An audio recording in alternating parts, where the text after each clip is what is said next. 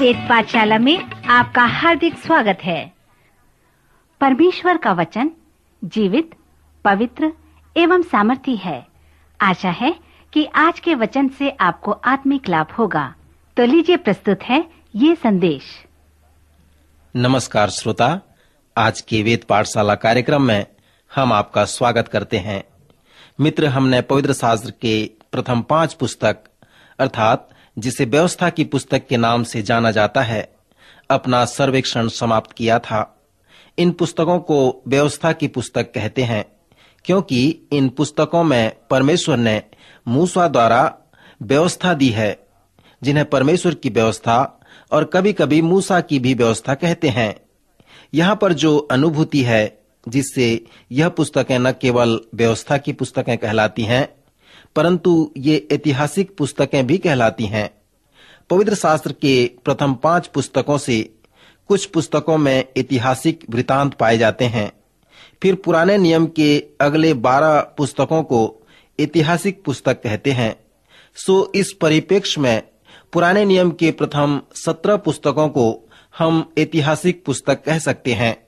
और मित्र, जब हम इस बात को मान लेते हैं कि पुराने नियम के प्रथम 17 पुस्तकें इब्रानियों का इतिहास है, तो हमारे समक्ष यह प्रश्न उत्पन्न होता है कि क्यों हम इब्रानी इतिहास का इतना अधिक अध्ययन करते हैं, क्यों हम इस छोटी सी इस्राएल जाति के लोगों के इतिहास के विषय में अध्ययन करना चाहते हैं। और ये 17 पुस्तकें जो परमेश्वर की प्रेरणा से रचे गए हैं, क्यों इब्रानी इतिहास की पुस्तकें हैं? श्रोता, इस प्रश्न के अनेक उत्तर हैं। एक उत्तर यह है, जिसे हमने कई बार बताया था, कि ये सब बातें जो उन पर पड़ी दृष्टांत की रीति पर थीं, और वे हमारी चेतावनी के लिए जो जगत के अंतिम समय में रहते हैं लिखी गई हैं। पौलुस प्रेरित ने इसे पहला कुरिन्थी 10वें अध्याय 11 पद में कहा है, अनेक लोग इस पद पर विश्वास करते हैं। यद्यपि यह नए नियम में है, फिर भी यह पद पुराने नियम की कुंजी है, और विशेष करके पुराने नियम के ऐतिहासिक विवरणों की कुंजी है। ये सभी बातें दृष्टांत की रीति पर उन पर पड़ी। ये कोई काल्पनिक या कोई कथा नहीं है, ये सभी बातें उन पर हुई। सो रूपकात्मक रूप से ये हमारे लिए नमूना और चेतावनी के रूप में आते हैं। सो उन उदाहरणों को देखने के लिए हम इब्रानी इतिहास पढ़ते हैं। जब इब्रानी लोग परमेश्वर के वचन को मानते थे, जब वे मूसा के उपदेश को अपने जीवन में लागू करते थे, तब परमेश्वर उन्हें आशीष देता था और वे दूसरों के लिए एक नमूना, एक दृष्टांत बनते थे। परंतु जब वे परमेश्वर के वचन को नहीं मानते थे, तो वे परमेश्वर के श्राप के अधीन रहते थे और उनका जीवन हमारे लिए जो इस जगत के अंतिम समय में रहते हैं, बहुत ही जल्दी चेतावनी हो जाता था। सो मित्र, यही है एक कारण जिसके लिए हम इब्रानी इतिहास को पढ़ते हैं।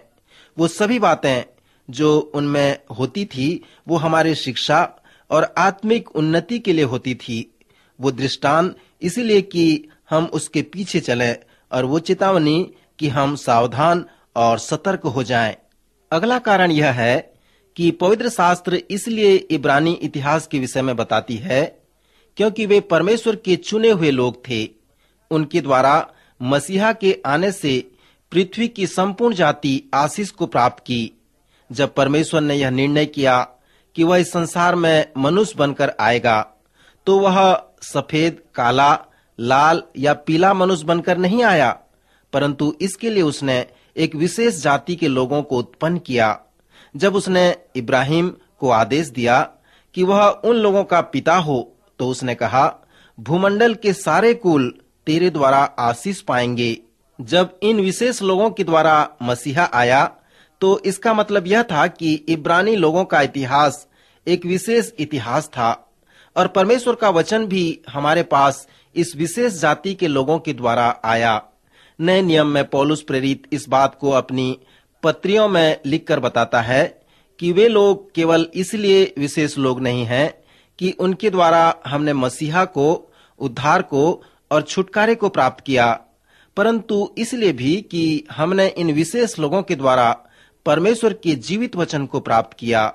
सो इस संदर्भ में उनका इतिहास बहुत ही महत्वपूर्ण और विशेष इतिहास है। श्रोता मित्र, अभी भी और कारण है कि क्यों इब्रानी इतिहास महत्वपूर्ण है।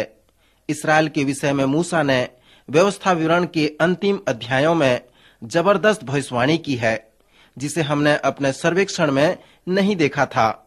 मूसा ने इस्राएल के बंधुभाई, उनके तितर बितर होने के विषय में और फिर उनके इस्राएल में वापस लौटने के विषय में भविष्यवाणी की थी।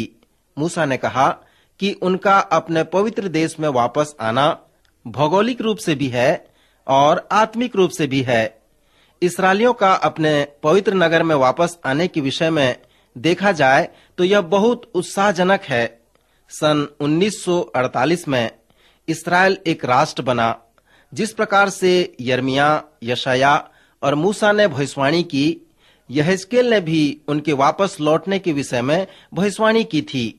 श्रोता, यदि आप इन विषय में इच्छुक हैं, जिसे हम पवित्र शास्त्र की भविष्यवाणी कहते हैं या युगांत विज्ञान कहते हैं, जिसका अर्थ है अंतिम समय की बातों का अध्ययन करना, यदि आप आश्चर्यचकित होते हैं कि संसार में क्या होगा, कैसे मनुष्य का इतिहास पूरा होगा, तो आपके लिए पवित्र शास्त्र में इस विषय पर बहुत सारी बातें हैं।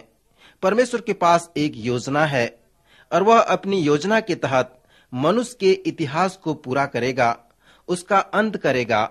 श्रोता, इस्राएल जो है परमेश्वर की योजना के तहत है।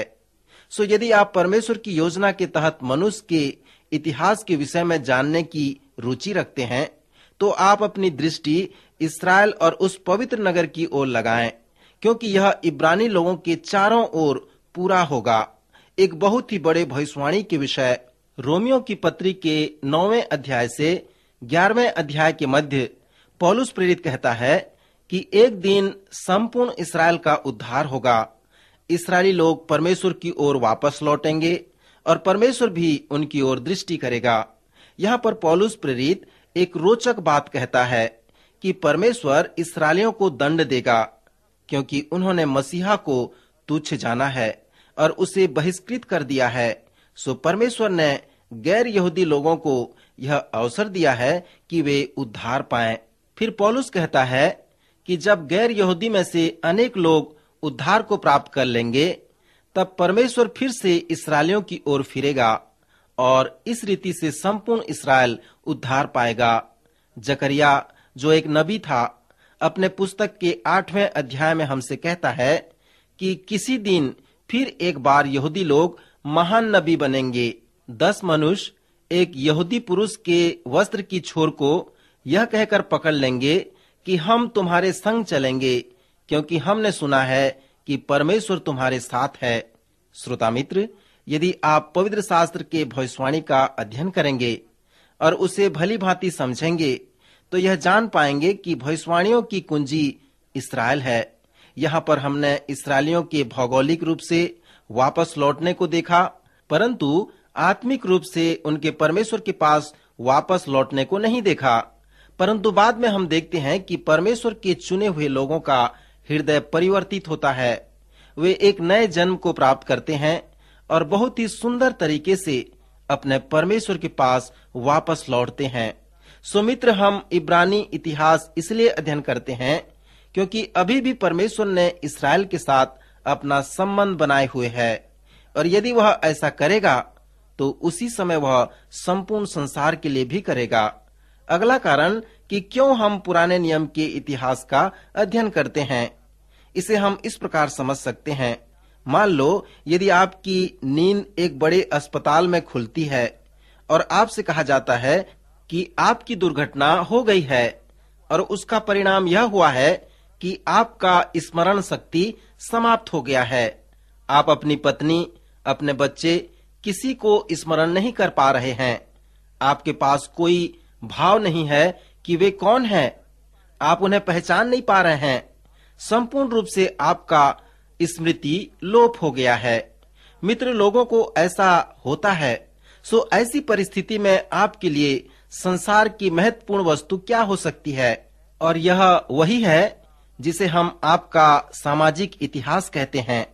आप साधारण रूप से अपनी स्मरण वापस नहीं ला सकते। आपको चाहिए कि आप अपना व्यक्तिगत सामाजिक इतिहास को स्मरण करें या कोई आपको आपके जीवन की बात बताए। सो मित्र, इतिहास यही है और इसीलिए हम उसका अध्ययन करते हैं। यदि आप किसी के परिवार के विषय में समझना चाहते हैं कि यह परिवार कहां से आया, कहां पर है और कहां जा रहा है, तो आपको उसके विषय में अध्ययन करना पड़ेगा। श्रोता, यदि आप पवित्र शास्त्र में आकर परमेश्वर के लोगों को समझना चाहते हैं और विशेष करके यदि आप परमेश्वर के लोगों में से एक भाग हैं, तो आपको चाहिए कि आप अवश्य ही परमेश्वर के लोगों के विषय में जानें कि परमेश्वर के लोगों को कहां रहने की आवश्यकता है, वे कहां जा रहे हैं और उनके जीवन का क्या लक्ष्य है। और न केवल परमेश्वर के इब्रानी लोग परंतु परमेश्वर के सभी लोगों के विषय में जानने की आवश्यकता है कि उनके जीवन का क्या लक्ष्य है। सो इन सभी कारणों के लिए हम पुराने नियम के ऐतिहासिक पुस्तकों का अध्ययन करते हैं। इब्रानी इतिहास जो परमेश्वर के प्रेरणा से भरा हुआ है, हम उसका अध्ययन करेंगे। श्रोता, स्मरण रहे कि इब्रानियों का इतिहास परमेश्वर के साथ प्रारंभ होता है। उत्पत्ति की पुस्तक के अनुसार, जिसमें सब लोगों के लिए परमेश्वर ही स्रोत है। परमेश्वर ने आदम को बनाया जो संपूर्ण मानव जाति का पिता ठहरा और उसमें होकर संपूर्ण मानव जाति उत्पन्न हुआ। फिर इस उत्पत्ति की पुस्तक में हम उन चुने हुए विशेष लोगों के विषय में पढ़ते हैं जो 3 लोगों के पैतृक द्वारा अर्थात इब्राहिम, इसहाक और याकूब द्वारा इस संसार में आते हैं। उनके प्रारंभिक जीवन के विषय में हम उत्पत्ति की पुस्तक में पढ़ते हैं। जब उत्पत्ति की पुस्तक समाप्त होती है तो स्मरण रहे कि उस समय वे लोग 12 कुल या 12 परिवार के लोग थे और उस समय एक बड़े अकाल से बचने के लिए उन्हें मिस्र देश में रहना पड़ा। सो इस प्रकार 12 कुल या 12 परिवार के साथ उत्पत्ति की पुस्तक समाप्त होती है और जब 400 वर्ष के पश्चात निर्गमन की पुस्तक प्रारंभ होती है, तब उन 12 परिवार के लोगों की संख्या बहुत अधिक बढ़ जाती है और वचन में लिखा है कि वे इतना अधिक बढ़ गए कि कुल देश उनसे भर गया। परमेश्वर चाहता था कि उनके इतिहास को उन्नत बनाने के लिए एक अगुवे की आवश्यकता है। सो परमेश्वर ने मूसा को बुलाया, उसे आदेश दिया कि वह उस बड़ी भीड़ के लोगों का अगुवा हो। सो मूसा उनका अगुवा बना, परंतु उनके पास जो बड़ी समस्या है वो है कि वे लोग गलत स्थान में हैं, मिस्र में हैं। परमेश्वर ने उनके लिए एक अच्छा स्थान रखा है जो उनको उस मिस्र से निकलकर कनान देश में प्रवेश करना है। सो हम निर्गमन की पुस्तक में देखते हैं कि वे मूसा की अगुवाई से मिस्र देश से छुटकारा प्राप्त करते हैं। फिर यहोशू की अगुवाई में ये विशेष लोग कनान देश में प्रवेश करने पाते हैं। प्रभु आज के वचन द्वारा आपको आशीष दे।